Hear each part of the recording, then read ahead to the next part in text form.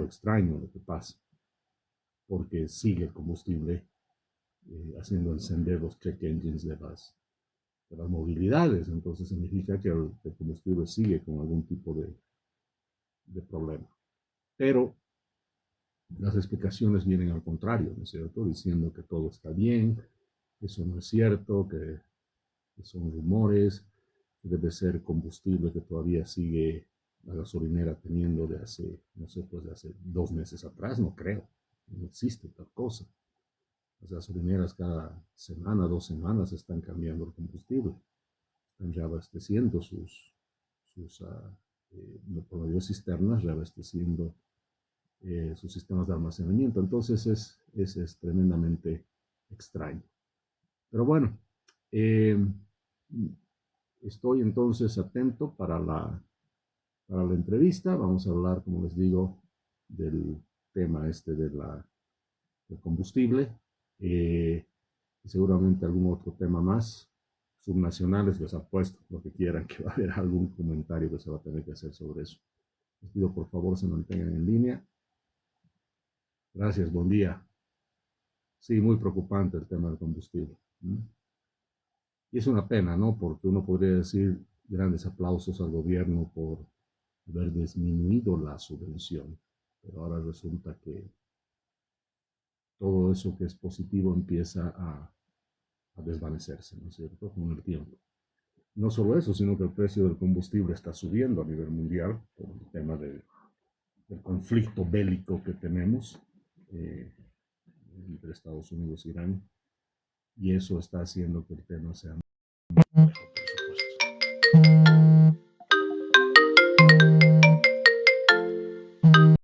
Pero también hay muchas cuestiones de torno a la economía nacional.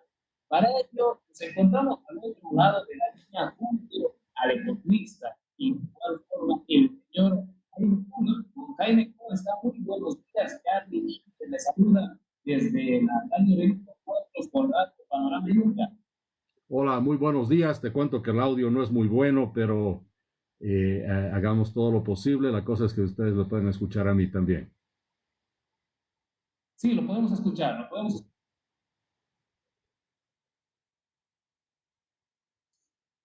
Bien, ¿nos escucha? Sí, les escucho. Ah, ya, perfecto. Don Jaime, ¿cuál es su análisis sobre las elecciones subnacionales que se han llevado a cabo este pasado domingo 22 de marzo? ¿Cómo se han visto estas elecciones donde los bolivianos han elegido a sus autoridades a nivel subnacional? Bueno, quisiera hacer un comentario de manera general, como lo he estado haciendo. Creo que hay un par de temas, 2 o 3 temas importantes eh, que debemos de tomar en cuenta todos los bolivianos. Primero, estas subnacionales han ocurrido dentro todavía un sistema y un modelo electoral que fue implementado por el MAS. Y ojalá sea la última vez que se hace con esa ley y con esas normas. Y al mismo tiempo se ha hecho con un mecanismo altamente centralizado. Y no solo eso, quienes hayan ganado, los ganadores hoy se encuentran a la cabeza de entidades supuestamente autónomas, porque no lo son, y se encuentra en una situación de enfrentar un centralismo bien grande que no tiene dinero y menos van a tener dinero las regiones. Entonces, creo que ahí hay mensajes importantes de que el proceso electoral se ha llevado a cabo, tenemos los resultados, pero se ha llevado a cabo como siempre con áreas grises, discusiones, inhabilitaciones que no se entienden, habilitaciones que no se entienden, y por supuesto eso no le hace muy bien a la democracia. Que haya habido el proceso electoral en sí, muy importante, pero hemos visto también que el proceso electoral nos ha dado la evidencia nuevamente de que lo que tenemos hoy día en Bolivia, primero es un mapa político altamente disperso. Eh, Se podría pensar que eso es bueno, eso es democracia, eso es pluralismo, pero en Bolivia muchas veces esa dispersión, esa cantidad de partidos, agrupaciones, candidatos que van de un lado al otro, se cambian en último momento, siglas que se venden, que se alquilan, candidatos que cobran, etcétera, etcétera. Por eso esa proliferación de tantas candidaturas y partidos no expresa realmente competencia, sino personalismos, plataformas coyunturales, alianzas del momento, nos ponemos de acuerdo para ganar y después ya hacemos lo que sea. Y hemos visto, ¿no es cierto? El PDC llega al gobierno, pero el presidente ya no está con el PDC, se arma su partido. Entonces terminas con agrupaciones y partidos sin doctrina, sin coherencia, solo vehículos que hacen que por el otro lado tengas gente, ¿no es cierto?, que participa en un mercado de siglas, en un mercado de candidatos, sin programas, repito, y eso hace que la política local se degenere, ¿no es cierto?, en pactos de oportunidad, reparto de cuotas, prebendalismo, etcétera, etcétera. Entonces, creo que ese es un tema que debemos los bolivianos estar conscientes y debemos solicitar a través de nuestros representantes, agrupaciones sociales, de que se cambie la ley electoral. Y ha habido una muy buena noticia hace un par de días donde la misma cabeza del Tribunal Electoral ha dicho de que hay que revisar la ley, porque el mismo Tribunal Electoral se ha dado cuenta que es algo que ya no va más. Y por el otro lado, había mencionado al comienzo este centralismo, ¿no? Lo que pasa es que la falta de recursos hace de que tengas una situación muy compleja donde tienes una crisis fiscal que se traslada obviamente a las regiones. Es un país donde no hay flujo de caja, hay deuda creciente, hay mucha presión de la deuda y se generan conflictos por la reasignación de recursos, ¿no es cierto? Y eso arrastra a los gobiernos subnacionales. Y sabes qué, y con esto termino esta parte, da pena que porque se escucha en la campaña, se ha escuchado a personas hablar de grandes proyectos, pero sin plata. Y la gente ha votado por promesas y proyectos que no tienen plata. Y al final hemos terminado eligiendo autoridades para, no para administrar realmente sus competencias, sino para que busquen plata, ¿no es cierto? Porque no cuentan con financiamiento serio. Y para ejecutar promesas, la plata no existe. Entonces, al final, eso genera frustración en la población. Se dice, este no hace obras, pero no necesariamente es porque es incapaz, es porque no tiene plata, porque el gobierno central no le da plata. Y lamentablemente hemos llegado a un punto tan extremo en Bolivia, donde los gobernadores y los alcaldes son mendigos de plata.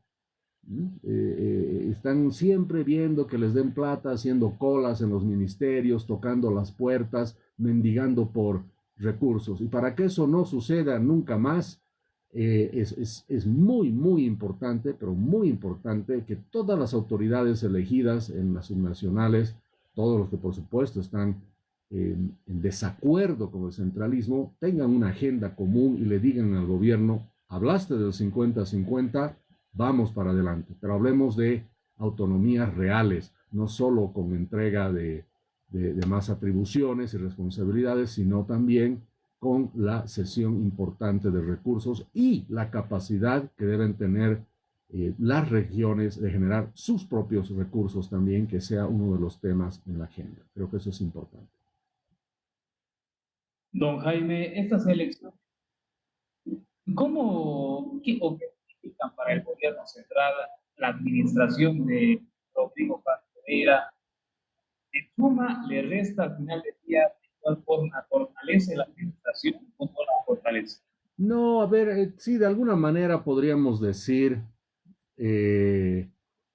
podríamos decir que estas elecciones han sido una especie de plebiscito, ¿no es cierto? Para ver por dónde está el gobierno y qué piensa la gente. Eh, y los resultados están ahí, ¿no? Eh, y no solo el presidente, sino el vicepresidente, que ha tenido también sus propios candidatos. el vicepresidente le ha ido muy mal, ¿no? Ha perdido en todos lados. Ha tratado de armar una fuerza política alternativa a la del presidente, pero a la patria, y no ha podido. Y no ha podido. Y por el otro lado, el mismo presidente ha participado a través de Patria, y al final lo que hemos visto es que los resultados han sido muy pobres. Entonces, eso nos lleva a pensar algo que es muy importante. ¿Por qué el oficialismo, por qué el gobierno en funciones se mete a participar en las subnacionales? Claro, la lógica te dice que hay que tener cuotas de poder, hay que tener alcaldes que te apoyen. No, tú gobiernas para todos. No vas a gobernar solo para los que te apoyen o sean de tu partido. Pero la razón más importante por la cual a mí me ha llamado la atención la participación del gobierno en las elecciones, ya sea por el presidente o vicepresidente, es el hecho de que por lo menos el presidente ha prometido no reelegirse. Le ha dicho no a la reelección, ha hecho campaña con no a la reelección. Entonces, con ese tema, y adicionalmente por el hecho de que tienes una situación de una crisis tan compleja en el país, toda la mente, todo el trabajo del Poder Ejecutivo debe estar concentrado en eso. Lamentablemente, como han participado en las subnacionales, muchas cosas se han aplazado, o sea, se han aplazado en el tiempo, se han atrasado, ¿no es cierto? Cosas que se deberían haber hecho en el mes de enero o febrero y comienzos de marzo han quedado suspendidos para después de las elecciones. Entonces, la crisis no espera, los bolsillos de la gente no esperan. Entonces, la participación del gobierno en las elecciones, para mí, no es algo que se debería haber hecho, no es algo correcto. El presidente tiene que estar en su mente, y sus ministros, todo el poder ejecutivo tiene que estar concentrado 100% en el manejo de la cosa pública, especialmente por la crisis que se tiene, y las distracciones de ir a una subnacional creo que eran innecesarias. Don Jaime, ¿cómo cambia la cartografía electoral del país? También, ¿cómo también cambia el panorama económico? Esto, ¿por qué le digo justamente? Porque gobernaciones y alcaldías están buscando el tema económico en el 50-50 para con el gobierno. No he podido escuchar bien la pregunta, pero volviendo otra vez al tema económico, hay una crisis muy grande, y esa crisis obviamente, por el mismo centralismo que existe, tiende a repartirse más a las gobernaciones y las alcaldías que al mismo gobierno central. Al final de cuentas, si vemos los números claramente, el gobierno central se agarra el 85% de los recursos y apenas deja 15% a alcaldías, gobernaciones, universidades, es muy poco. Y no solo eso, sino que les controla, les manda recursos cuando ve conveniente, y por eso se vuelve una peregrinación de autoridades en la Plaza Murillo, haciendo cola, ¿no es cierto?, buscando que les den algo de platita, que les desembolsen la plata, y les deben plata más encima. Y solo para que tengamos una perspectiva de lo que significa esto en plata, mira, la planilla del Estado en general, por supuesto incluye alcaldías y gobernaciones también, es de cerca de 50.000 millones de bolivianos al año. Y el presupuesto de las gobernaciones, de las 9 gobernaciones, es de apenas 5.000 millones de bolivianos, la 10ª parte. Y el presupuesto de las empresas estatales juntas es prácticamente 9 veces el presupuesto de todas las gobernaciones juntas. Y es casi 4 veces el presupuesto de todas las alcaldías juntas. Entonces el centralismo es tremendamente poderoso, muy grande. Y por supuesto eso deja con pocos recursos a las regiones. Por eso las regiones ahora, que no tienen plata y se encuentran con deudas y se van a encontrar, ya vas a ver los titulares en la prensa en los próximos 15 días, va a ser: encontré una alcaldía quebrada, encontré que el gobierno nos debe tantos millones, encontré que tenemos una deuda flotante que no está registrada, por eso es flotante, o sea, vamos a encontrar ese tipo de cosas y creo e insisto que estas subnacionales, más allá de los colores políticos y todo lo que ha pasado, deben ser el punto de inflexión, repito, para reclamar al gobierno central el exceso de centralismo, echar a andar el tema de las autonomías, que tal como dice la Constitución, hablar seriamente del 50-50 y no de un pacto fiscal, sino de una competencia fiscal, que no es lo mismo, es decir, las regiones, por ejemplo, La Paz tiene que tener la posibilidad de colectar ciertos impuestos, Santa Cruz también verá cuáles, y entre los departamentos compitan, ¿no es cierto? Y es más, puede ser que La Paz diga, yo quiero que el IVA en La Paz ya no sea del 13, sea del 10. Y capaz otro departamento dice, no, en el mío más bien yo lo voy a tener que subir a 15. Bueno, pero cada departamento que decida, ¿no es cierto? Que tengan mayores libertades, no solamente en el manejo de la cosa pública administrativamente, sino en el manejo y la generación de recursos. Porque si no hacen nada las autoridades y se queda todo tal como está, vamos a tener un periodo de 5 años de gobernadores y alcaldes que la gente va a decir, pero estos no hacen nada. Claro, no hacen nada porque no tienen plata. Don Jaime, y bajo ese detalle, ¿cómo usted analiza el tema de la gasolina, del combustible? Están habiendo muchos paros, van a haber bloqueos a nivel nacional. ¿Cuál es su análisis al respecto? A ver, otra vez hay que ver este tema desde una forma más global. ¿Okay?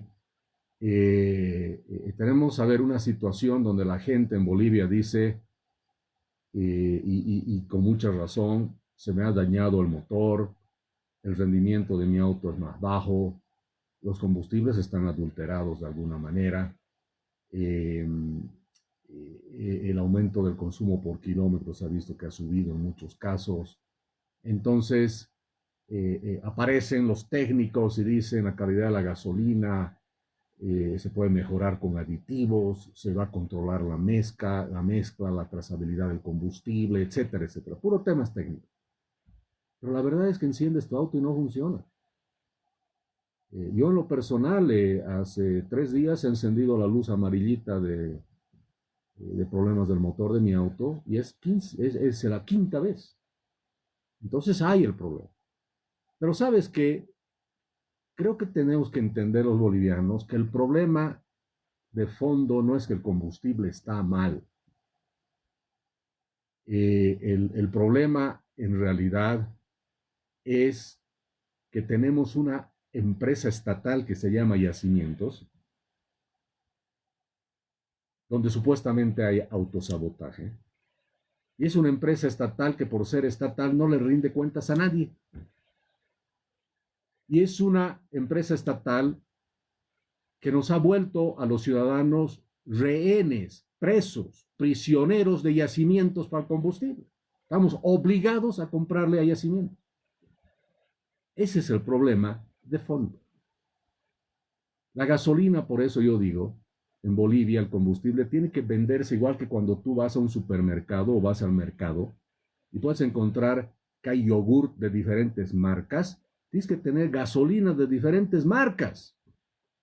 Y si se quiere que esté yacimientos, yacimientos también. Pero yo escojo una gasolinera de 3, 4, 5 marcas de gasolina. ¿Cuál compro? 5 empresas que traigan gasolina, 6, 7, mientras más mejor. Entonces, si yo veo que Yacimientos me pone la gasolina mala, ya no le compro pues a Yacimientos y le compro a otro. El problema es que en Bolivia hay un monopolio estatal que ha hecho que los bolivianos no seamos clientes de Yacimientos. Porque no somos clientes de Yacimientos, los ciudadanos. Somos rehenes de Yacimientos. No es lo mismo, te cuento. Estamos rehenes, estamos atrapados.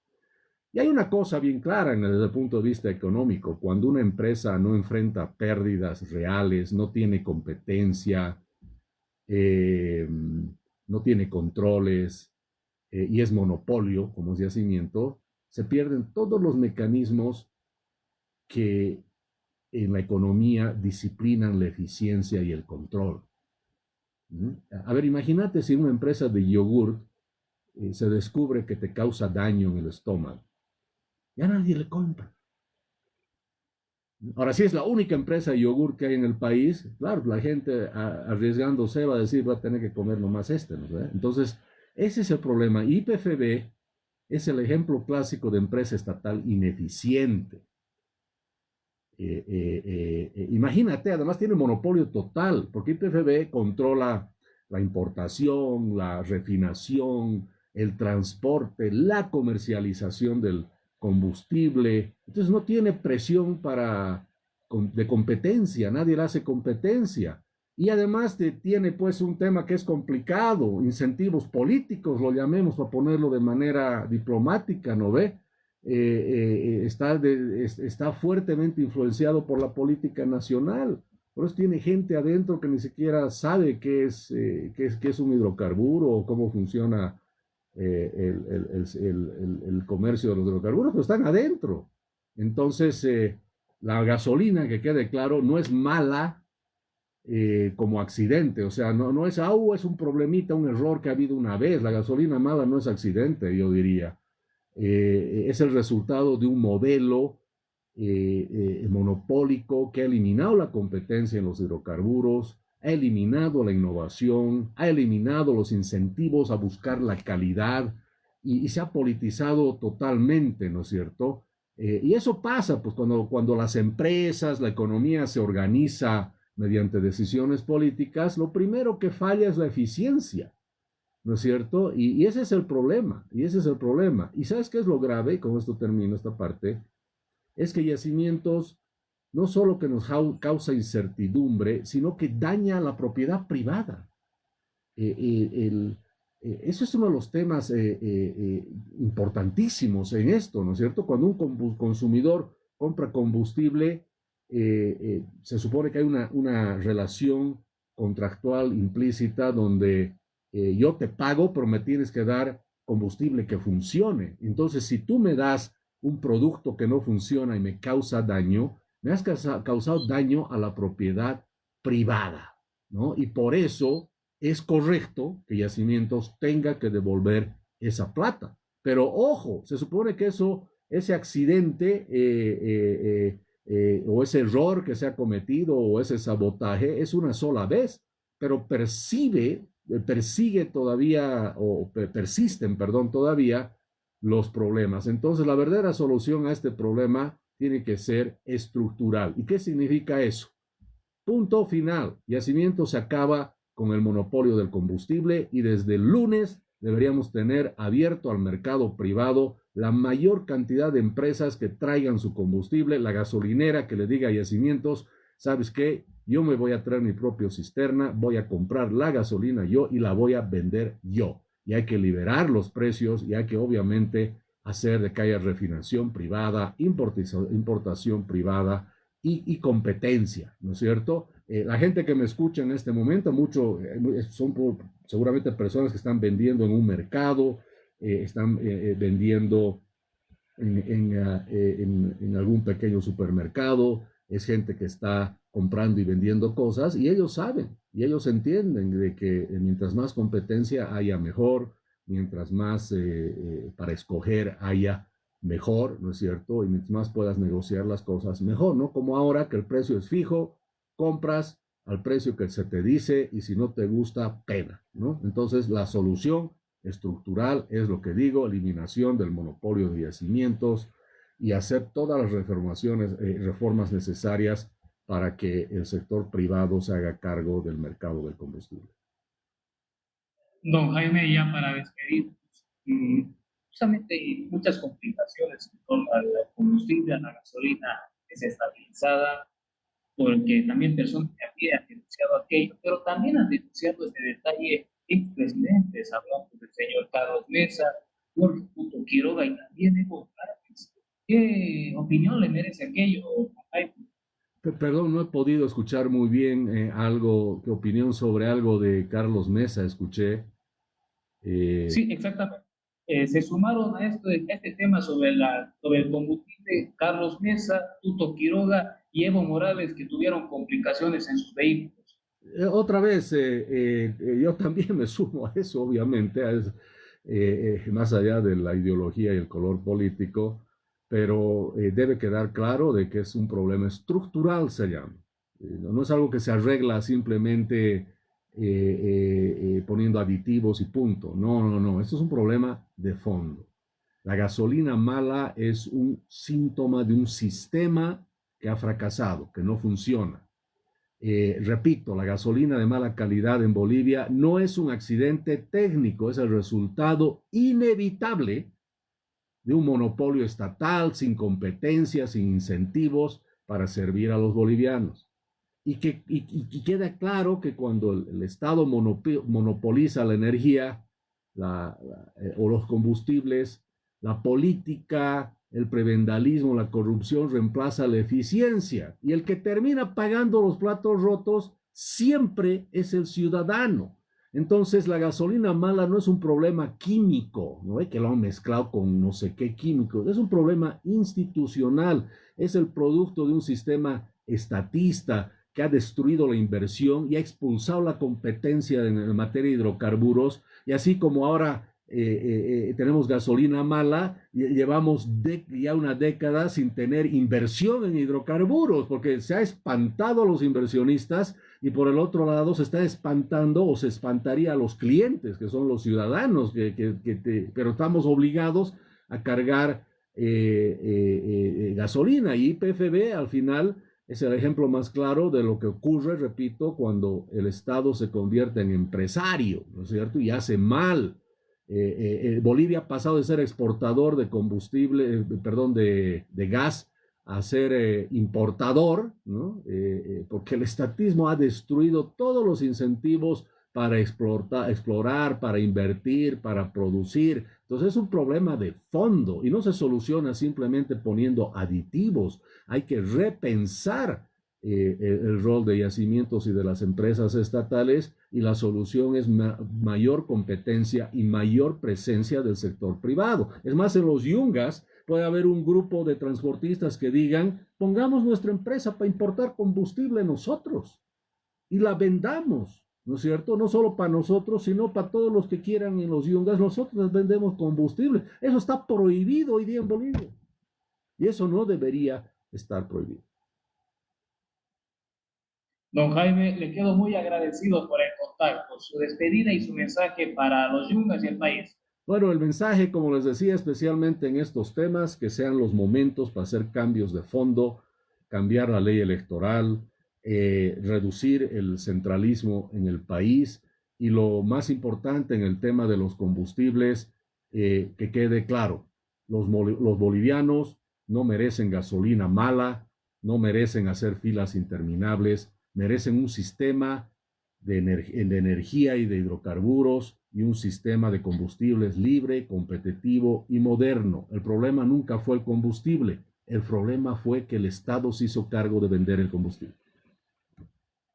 Muchas gracias. Estuvo con nosotros el señor Jaime Grun, economista y ex precandidato presidencial, también ahí dándonos a conocer su punto de vista. Gracias. Bien, amigos, muchísimas gracias. Da para hablar mucho esto del tema del combustible, pero ¿saben qué? Ese es mi punto, que no hay que hablar solo del combustible y creer que el problema es solo el combustible malo. No, no, no. El problema es lo que ha causado que el combustible sea malo. Entonces, si no vamos a la raíz del problema, porque eso de que el combustible sea malo es el síntoma de un problema más grande. Entonces hay que ir al problema principal. Porque el hecho de que se arregle el combustible, obviamente se va a arreglar, algún rato lo tienen que arreglar, pero eso no soluciona el problema de fondo. Yacimientos va a seguir siendo monopolio, vamos a seguir dependiendo de ellos, van a seguir robando dentro de yacimientos, va a seguir el prebendalismo, va a seguir la corrupción, y tarde o temprano de nuevo va a empezar la gasolina mala, ¿no es cierto? Señores, esto es un mercado y es un negocio, la compra y venta de gasolina, ¿no es cierto? Así de claro. O sea, ya estamos pagando prácticamente precios internacionales, especialmente en el diésel. Bueno, entonces manejamos esto también pues con calidad internacional. con eficiencia internacional. Y si voy a pagar por mi diésel, es decir, el transportista, un precio internacional, quiero calidad internacional también, ¿no es cierto? Entonces el problema es que se tiene el precio internacional, pero se tiene todavía la calidad local, la calidad del estatismo, la calidad del centralismo, la calidad de un monopolio estatal. Entonces, eso no tiene calidad. Entonces, ahí hay un choque, digamos, de conceptos que hay que arreglar. Yacimientos va a ser, creo yo, históricamente el ejemplo de por qué una empresa estatal no debe meterse a hacer algo que los privados pueden hacer. Gracias, queridos amigos. Les mando un fuerte abrazo. Les aviso de más entrevistas si es que se programan el día de hoy.